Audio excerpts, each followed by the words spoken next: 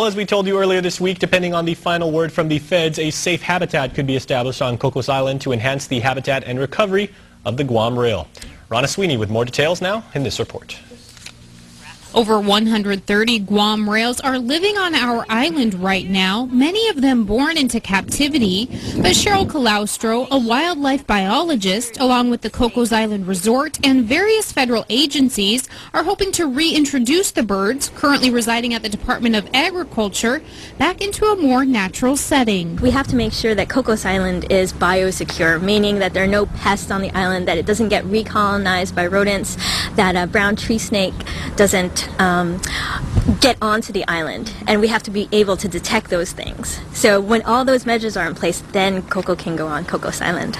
If everything goes according to plan, Calaustro hopes rodent eradication will take place before the rainy season of this year.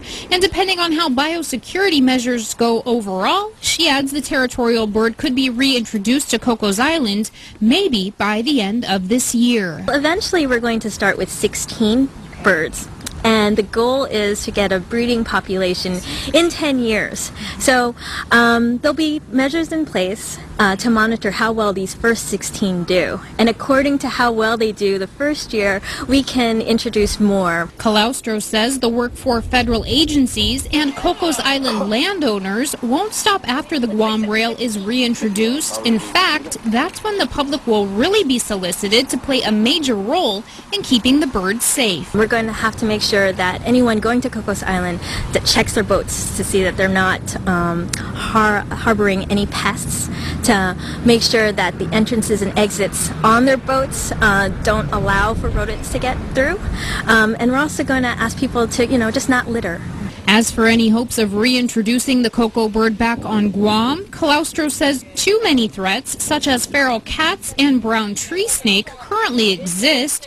However, she doesn't rule out the possibility that one day in the future it could happen. If there is an area on Guam that we can, minimize all those impacts and make sure that we can monitor all those, then yes, Coco can be brought back to Guam.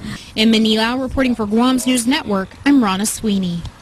Ronna additionally reports that while the Cocos Island Guam Rail reintroduction project is just starting to really take shape, an experimental Coco bird group is currently on rota. There's another group also amongst zoos in the United States mainland. And as a result of the proposed plans for the creation of a bird sanctuary on Cocos Island, beginning February 1st through July 31st, crabbing will be banned on the island. The moratorium will be in place as pesticides will be applied to eradicate rats on the island.